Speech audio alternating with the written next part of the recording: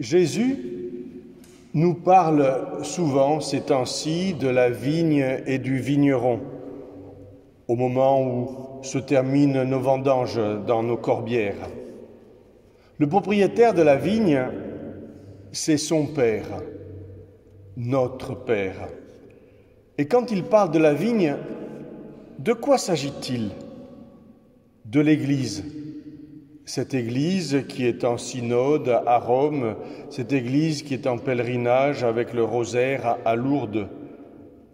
La vigne produit des grappes que l'on peut manger soit en raisin de table tel quel, ou vinifiées pour en faire du bon vin. De même, l'Église a reçu l'Évangile à transmettre. Évangile, c'est-à-dire bonne nouvelle. C'est le sens de ce mot en grec évangélion. Qu'est-ce qu'on fait d'une bonne nouvelle? On a envie de l'annoncer. Une naissance, une réussite, un examen. Celui qui n'évangélise pas se contente de son petit cercle qui devient de plus en plus petit. Il est un peu comme ces vignerons qui veulent garder pour eux l'héritage. Les grands prêtres du temps de Jésus, les anciens, avaient confisqué le message de Dieu à leur profit. Ils percevaient les offrandes faites au temple. Ils étaient liés au pouvoir romain qui oppressait le peuple. Malheur à moi si je n'évangélise pas, écrivait saint Paul.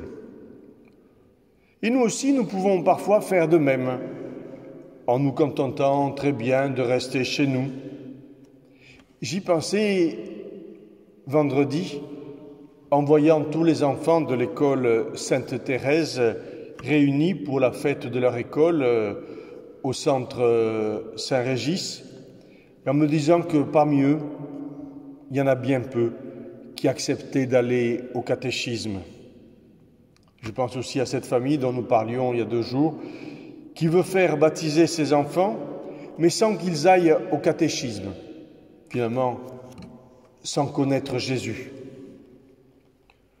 Nous pouvons aussi accepter d'être ces autres vignerons, appelés par le maître de la vigne et qui acceptent certaines exigences. À l'aumônerie de la paroisse, un petit groupe d'enfants et de jeunes se retrouve avec quelques animateurs. Il faut croire qu'ils ont entendu l'appel de saint Paul « Ne soyez inquiets de rien, rendez grâce. La paix de Dieu gardera vos cœurs et vos pensées dans le Christ Jésus. Le Dieu de la paix sera avec vous. » Vous savez, je suis étonné, chagriné même de voir tous ces adultes qui vivent dans la peur. La peur, c'est le contraire de la foi. Une des grandes valeurs des chrétiens, une vertu théologale avec la foi et la charité, c'est l'espérance. Sans espérance, notre foi est morte. Et l'espérance nous fait regarder l'autre autrement, avec sympathie. Elle nous fait l'envisager au lieu de le dévisager. Elle nous entraîne sur un chemin bien différent de celui de la violence qui se déchaîne en de nombreux lieux et depuis peu en Terre sainte. La terre, notre maison commune, comme dit le pape, est aussi le lieu de gestes de générosité. Il y a des belles nouvelles, des signes d'espérance, un peu comme ces vignes solidaires qui existent où des viticulteurs vont aider un autre vigneron parce qu'il est malade. Et je pense que chaque fois que nous vivons un service, cela nous remplit le cœur de joie.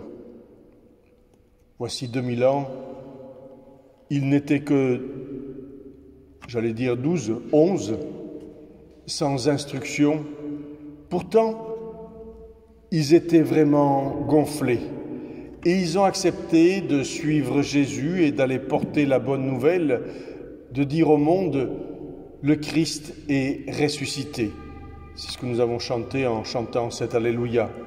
Ils ont parcouru tout l'Empire romain jusqu'en Asie. Ils étaient gonflés par l'Esprit Saint, comme le vent qui tend les voiles d'un navire, et ce bateau, c'est l'Église. Et grâce à eux, l'Évangile est venu jusqu'à nous, avec saint Paul de Narbonne, avec saint Gimer et saint Cels à Carcassonne, avec chez nous des témoins comme saint François Régis. Et si nous devenions, nous aussi, maintenant, ensemble, ces saints évangélisateurs des temps modernes pour notre terre d'Aude, pour notre paroisse de Lézignan. Je me rappelle, voici quelques années, une catéchiste avait proposé aux enfants d'inviter leurs copains de classe pour venir au caté. Et un enfant, je ne sais pas comment il a réussi ça, mais il a fait venir toute sa classe. Je ne sais pas s'ils sont restés après toute l'année. Mais Jésus a besoin de nous. Il nous fait confiance. Il est notre bonne nouvelle. Voilà ce que le Christ attend de chacun de nous. Être porte-parole, propager sa bonne nouvelle, nous mettre au service. Tout à l'heure, toute l'équipe du Secours catholique s'est retrouvée pour un temps de partage, eux qui se réunissent 2 fois par semaine pour se mettre au service. Alors, frères et sœurs, propageons la bonne nouvelle un peu comme on propage un virus. À quelques jours de la semaine missionnaire, Seigneur Jésus, envoie-nous. Amen.